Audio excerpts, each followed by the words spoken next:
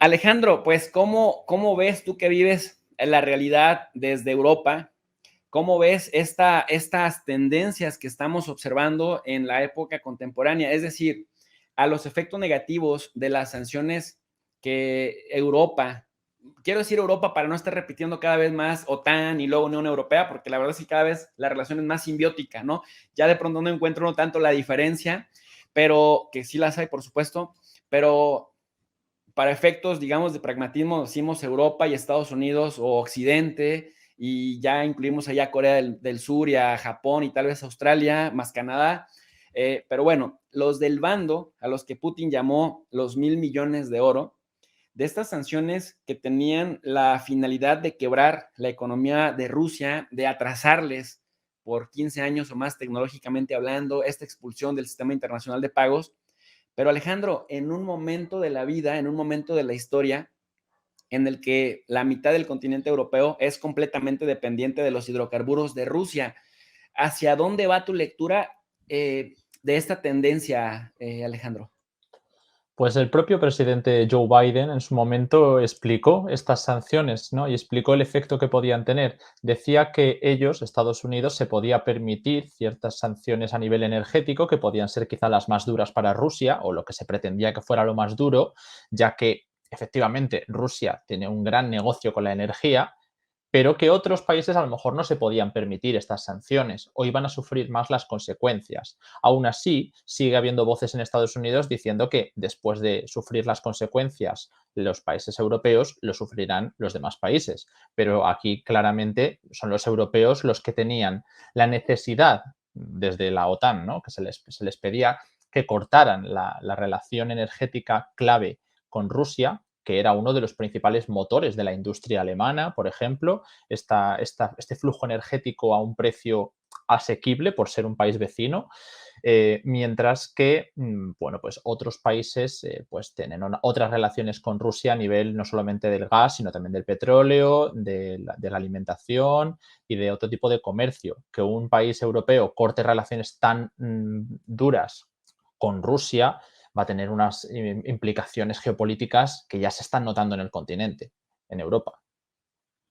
Decía un parlamentario en el Bundestag, un parlamentario alemán, que criticaba a sus colegas parlamentarios que cuando Vladimir Putin había ido hace años a hablar allí, todo el mundo se había parado a aplaudirle cuando había dicho que no era tan mala la idea de una consolidación de relaciones comerciales en la zona de Eurasia de Rusia con Europa, porque entonces juntos serían invencibles, ¿no? Me recordó mucho la teoría Sí. del Heartland, de la Tierra Corazón de Mackinder, y que ahora este parlamentario, en pleno 2022, veía con mucha pena y con mucha tristeza cómo Europa, subordinada a Estados Unidos, alejaba con mayor celeridad al oso a los brazos del dragón.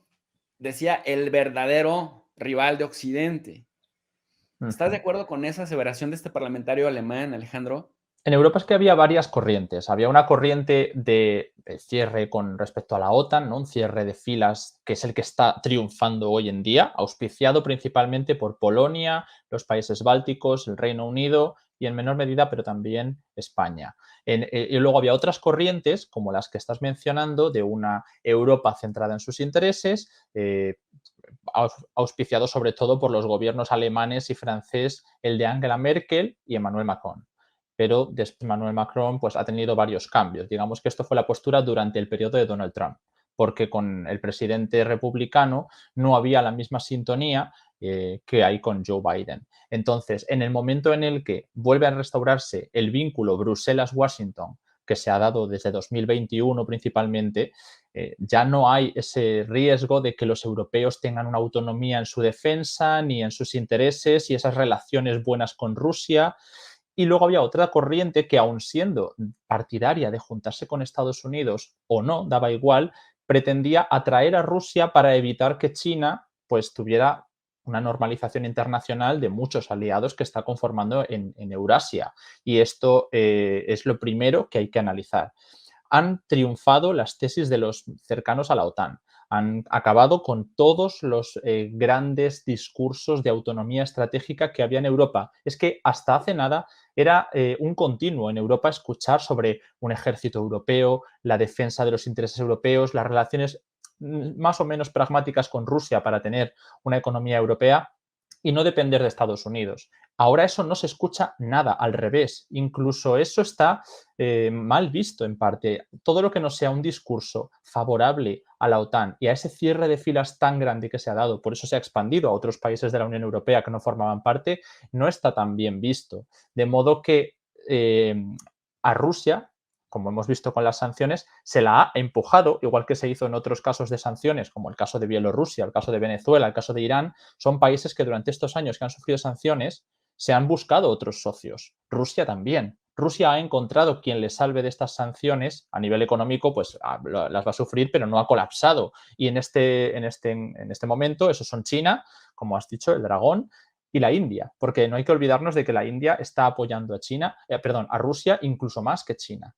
Y luego una serie de países por todo el mundo de los que podremos hablar, pero desde luego que el daño que se están infligiendo mutuamente Rusia y la Unión Europea está siendo más duro aparentemente en la Unión Europea.